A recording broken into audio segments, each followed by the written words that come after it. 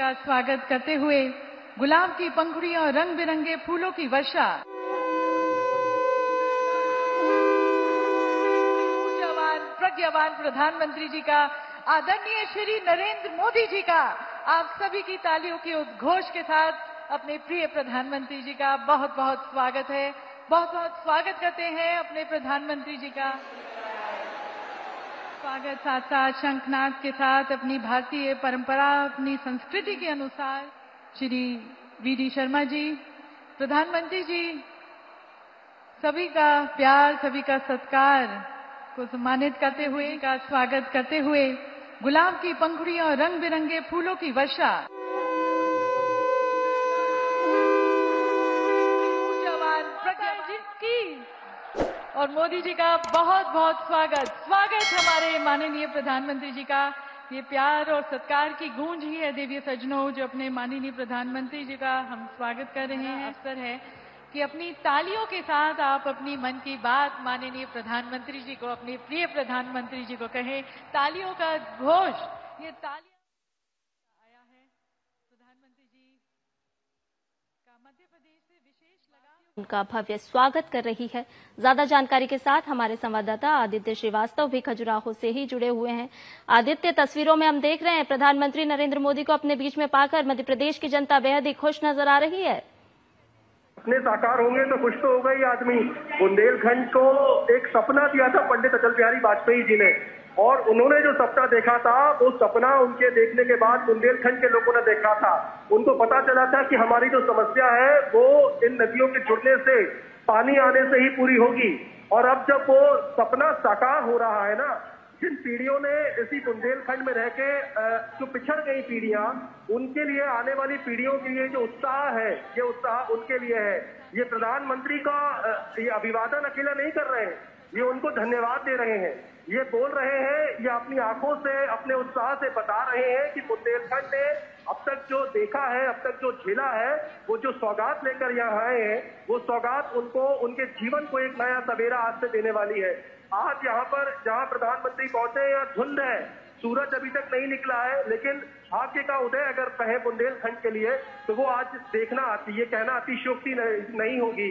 और बहुत महत्वपूर्ण बात, केवल मध्य प्रदेश नहीं, बुंदेलखंड जो उत्तर प्रदेश का है, महोबा, ललितपुर, झांसी, बांदा, इन तमाम जिलों को बहुत बड़ी सौगात है ये।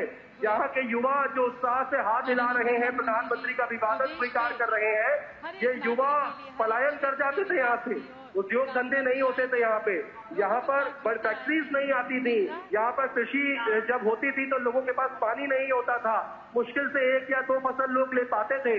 लेकिन अब पानी आ जाने के बाद किसान यहाँ पर फसल ले पाएगा, 3-3 फसल ले पाएगा। 8,11,000 हेक्टेयर का क्षेत्र जो है वो मध्य प्रदेश का सिंचित होने जा रहा है। इस पूरी केन बेतवा लिंक परियोजना से उत्तर प्रदेश की अगर मैं बात करूं तो करीब 59,000 का हेक्टेयर का जो क्षेत्र है, प्रतिवर्ष उसको पेयजल, यहाँ से पेयजल तो मिलेगा ही, सिंचाई का रकबा भी बढ़ेगा। 44 लाख परिवार ऐसे हैं इस बुंदेलखंड के जो पीने के पानी के लिए तरसते थे, उनको पीने का पानी मिलेगा। हर व्यक्ति तक, अंतिम पंक्ति तक लोगों का मूलभूत सुविधाएं उनको मिलना शुरू होगी। तो स्वाभाविक सी बात है कि ये उत्साह देखते ही ये उत्साह बताता है कि वो प्रधानमंत्री का केवल स्वागत नहीं कर रहे हैं, उनका धन्यवाद कर रहे हैं। और ये क्यों संभव हो पाया, ये भी तो समझना होगा। ये केवल इसलिए संभव हो पाया क्योंकि डबल इंजन की सरकारें उत्तर प्रदेश में है, डबल इंजन की सरकारें मध्य प्रदेश में है, और केंद्र की सरकार की मंशा बहुत सुदृढ़ थी। प्रधानमंत्री नरेंद्र मोदी जो समृद्ध बुंदेलखंड का सपना लेकर आगे चल रहे हैं, आज वो धरातल पर दिखाई देता हुआ दिखाई दे रहा है। केन नदी का उद्गम जो कटनी जिले के एक छोटे से कस्बे से निकलता है, वहां से महिलाएं केन नदी का जल लेकर आई हैं। प्रधानमंत्री के सामने जो महिलाएं चल रही हैं, जो कलश लेकर चल रही हैं, ये कलश अलग अलग केन और बेतवा नदियों से लेकर आया है। और अब जब यहाँ पर सांकेतिक तौर पर उनका मिलन प्रधानमंत्री करेंगे, और ये सोचिए जब ये शिलान्यास करने के बाद ये पूरी परियोजना जब धरातल पर होगी, ये पूरी परियोजना जब पूरा मूर्त रूप ले लेगी, तो कहीं ना कहीं ये केवल बुंदेलखंड नहीं, ये मध्य प्रदेश की आर्थिक प्रगति का एक बहुत बड़ा केंद्र बनेगी, साधन बनेगी।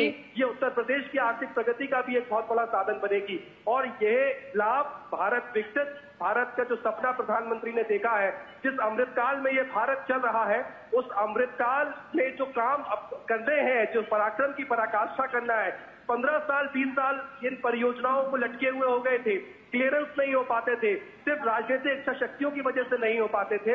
अब ये पूरा देखा जाए तो केंद्र और राज्य के सहयोग से ये पूरा हो रहा है। और ये जो उत्साह है प्रधानमंत्री के स्वागत के लिए, ये उत्साह केवल उत्साह नहीं है, ये एक राहत की सांस है उस बुंदेलखंड के लिए जो अब तक तरसता आ रहा पानी के लिए। आदित्य, आज प्रधानमंत्री नरेंद्र मोदी अटल ग्राम सुशासन योजना का भी शिलान्यास करने वाले हैं, जिसके माध्यम से आज भवनों का आवंटन भी लोगों को किया जाएगा। इसके अलावा और क्या कुछ खास कार्यक्रम आज रहने वाला है, जिसके माध्यम से प्रधानमंत्री मध्य प्रदेश वासियों को आज सौगात देने वाले हैं? देखिए, अटल बिहारी वाजपेयी जी कहते थे कि पंचायतों को मजबूत करना पड़ेगा अगर गांव का विकास आपको करना है। पंचायतें जब तक मजबूत नहीं होंगी, सशक्त नहीं होंगी पंचायत, तब तक गांव जो भारत जो गांव में बसता है वो गांव मजबूत नहीं हो पाएंगे। लिहाजा मध्य प्रदेश की सरकार ने पंचायतों को सशक्त करने के लिए एक बहुत जिसे कहें कि बृहद कार्य योजना बनाई है। कई जिले ऐसे थे, कई गांव ऐसे थे जहां गांवों के पास पंचायत भवन नहीं थे, कई जगहों पर पंचायत भवन थे तो वो किराए पर चल रहे थे। वहां पर जो केंद्र की हो चाहे राज्य की योजनाएं हो, उनका इम्प्लीमेंटेशन करने के लिए व्यक्ति को पंचायत भवन एक ऐसी जगह होती है जहां पर जो हितग्राही होता है, लाभार्थी होता है, वो भी पहुंचता है और प्रशासन सरकार भी वहां पहुंचती है। तो एक भवन, एक जगह ऐसी होनी चाहिए जो एक हाईटेक हो, जहां पर लोग बैठ सकें, आ सकें। उसको लेकर 1100 से ज्यादा पंचायतों को बनाने का जो फैसला है वो मध्य प्रदेश की सरकार ने किया था और उसकी पहली किस्त जो है वो भी आज प्रधानमंत्री इस मंच से जारी करने जा रहे हैं। और एक और महत्वपूर्ण परियोजना संध्या, यह हमें समझना होगा कि ओमकारेश्वर ज्योतिर्लिंग जो है उसके पास नर्मदा के ऊपर एक फ्लोटिंग सोलर पैनल बनाया गया है। 500 मेगावाट से ज्यादा बिजली देने का इसकी क्षमता रखता है और ये देश का पहला ऐसा फ्लोटिंग सोलर पैनल है जो किसी नदी के ऊपर बना हुआ है। और इसकी क्षमता अगर देखें तो वो जो आम सोलर पैनल्स होते हैं उससे ज्यादा इसलिए होती है कि नीचे नदी है तो ठंडाई उसको पैनल्स को मिलेगी और ऊपर ज्यादा से ज्यादा संख्या मात्रा में उसको धूप मिलेगी। तो एक बहुत महत्वाकांक्षी प्रोजेक्ट है ये।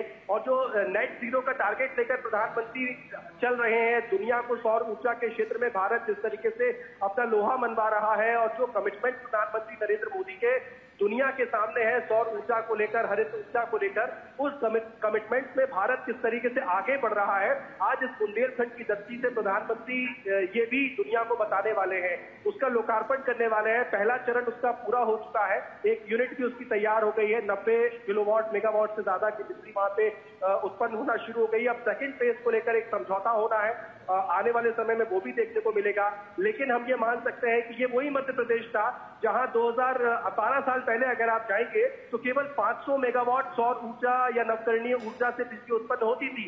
आज 7000 मेगावाट से ज्यादा बिजली जो है वो नवकरणीय ऊर्जा से मध्य प्रदेश सृजित कर रहा है। और मध्य प्रदेश कभी बिजली के मामले में दूसरे राज्यों पर निर्भर होता था, आज मध्य प्रदेश न सिर्फ बिजली के मामले में आत्मनिर्भर हुआ है बल्कि मध्य प्रदेश आज सरप्लस स्टेट बन चुका है। ये वही मध्य प्रदेश है जहां के सोलर प्लांट से, रीवा के सोलर प्लांट से दिल्ली की मेट्रो को बिजली जा रही है। ये वही मध्य प्रदेश है जहां से भारतीय रेल को बिजली जा रही है और सरप्लस स्टेट दूसरे राज्यों को मध्य प्रदेश बिजली बेच रहा है। ये केवल ऐसे ही नहीं हुआ है, ये प्रधानमंत्री नरेंद्र मोदी की जो जिसे कहें कि लंबी प्लानिंग ऊर्जा को लेकर है, बिजली को लेकर है, ये कहीं ना कहीं उसकी वजह से संभव हो पाया है। अगर 12 साल के अंदर 500 मेगावाट से 7000 मेगावाट बिजली केवल नवकरणीय ऊर्जा के जरिए अगर मध्य प्रदेश जनरेट कर रहा है तो आने वाले समय में कई और प्रोजेक्ट है सोलर को लेकर देखा जाए तो सौर ऊर्जा को लेकर, तो एक मध्य प्रदेश उदाहरण भी सेट कर रहा है।